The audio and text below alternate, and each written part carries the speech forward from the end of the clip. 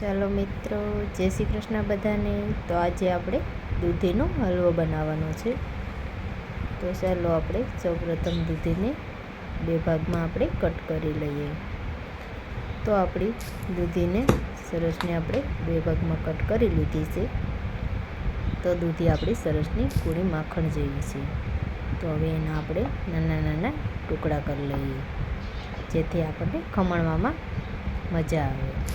તો હવે એને આપણે ખમણીમાં મોટા કાણા વાળીને મોટું મોટું ખમણ કરી લઈએ, જેથી આપણો હલવો સરસ બને।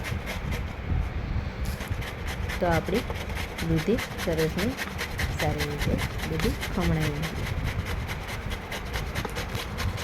તો આપણી દૂધી સારી રીતે બધી ખમણાઈ જાય ત્યાર પછી આપણે ગેસ ચાલુ કરી અને એની ઉપર આપણે એક લોયો મૂકી દેવો નોનસ્ટિકનો, અને તેમાં આપણે ખમણેલી દૂધીને નાખી દેવાની છે। તો અત્યારે આપણે માત્ર દૂધી જ નાખીએ છીએ એ લોયામાં, તેમાં આપણે ઘીનો ઉપયોગ નથી કરતા, માત્ર એમને એમ જ આપણે એને શેકવાની છે, જેથી એનો પાણીનો ભાગ બધો સુકાઈ જાય। તો આપણે એને સારી રીતે હલાવશું, જેથી દૂધી એકદમ ડ્રાય થઈ જાય। તો હવે આપણે દૂધીમાં મલાઈવાળું દૂધ ઉમેરશું, કે આપણે ફૂલ ફેટવાળું ઉપયોગ કરીએ છીએ। મલાઈવાળું દૂધ ઉમેરવાથી આપણા દૂધીના હલવામાં એકદમ માવાવાળો હલવો આપણો બનશે।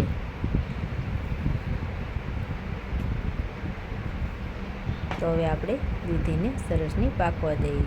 તો હવે લાસ્ટમાં આપણે થોડોક એમાં ફૂડ કલર ઉમેરશું, જેથી આપણો દૂધીનો હલવો એકદમ ગ્રીન દેખાય। તો હવે એને સારી રીતે કૂક થવા દઈએ।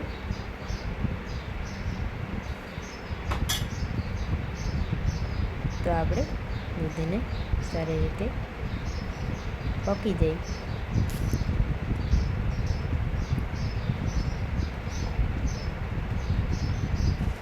પછી એમાં આપણે ખાંડ ઉમેરશું। તો ખાંડનું કોઈ આપણે માપ લીધું નથી, એને આપણે એમ જ અંદાજ ઉપર જ થોડી નાખી છે જરૂર મુજબ। તો હવે એને સારી રીતે મિક્સ કરી દેવું। દૂધી સરસ સોફ્ટ થઈ જાય દૂધમાં પાકીને ત્યાર પછી આપણે એમાં ખાંડ ઉમેરીએ, એટલા માટે તે પણ એમાં સરસની ચાહણી આવે અને ઝડપથી તે હલવો બની જાય। તો આપણો હલવો સરસનો દેખાય છે અને હવે એ પાકવાની તૈયારીમાં ફૂલ છે। તો હવે એમાં આપણે થોડુંક મિલ્ક પાવડર ઉમેરશું, જેથી આપણો હલવો સરસ બજાર જેવો બને। બજાર જેવો હલવો બનાવવા માટે આપણે મિલ્ક પાવડર ઉમેરવો જરૂરી છે। ઘરે આપણે એમને બનાવી શકીએ, પણ બજાર જેવો બનાવવો હોય તો આપણે મિલ્ક પાવડર નાખવો પડે।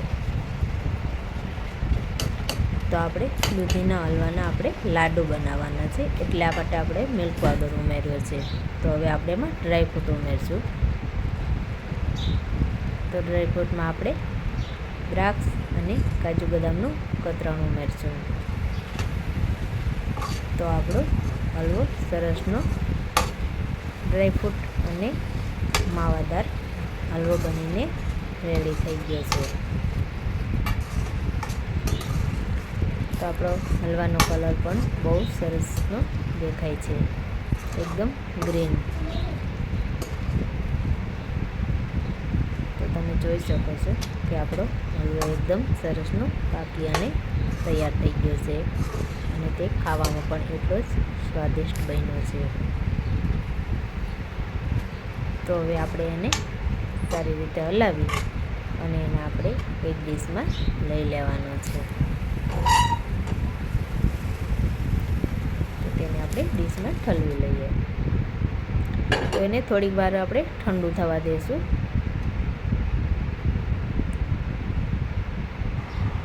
તો તે સારી રીતે ઠંડો થઈ જાય તો તેમાંથી થોડો થોડો આપણે હલવો લઈ અને તેના આપણે સરસના એક હાથે જેમ આપણે મોતીચૂરના લાડુ વાળીએ તેવી રીતે જ આપણે એના લાડુ નાના નાના બનાવી લેવાના છે અને તેને આપણે ટોપરાના મિશ્રણમાં આપણે કોટ કરી લેવું.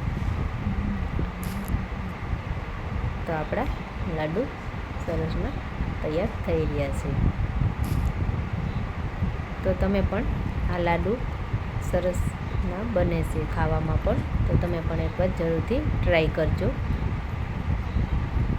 તે બાળકોના હેલ્થ માટે બહુ જ ઉપયોગી છે. આમ તો બાળકો દૂધી ખાતા નથી, પણ આવી વસ્તુ જો બનાવી દઈએ તો એ જરૂરથી ખાય છે. તો આપણા દૂધીના લાડુ બનીને તૈયાર થઈ ગયા છે. તો એને આપણે ડીશમાં સર્વ કરી લઈએ.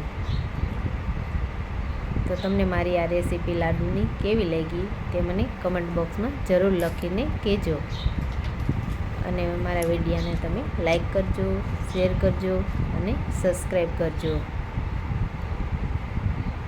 તો હવે મળીએ આપણે નેક્સ્ટ વિડીયોમાં. ત્યાં સુધી મિત્રો બાય બાય એન્ડ જય શ્રી કૃષ્ણ બધાને.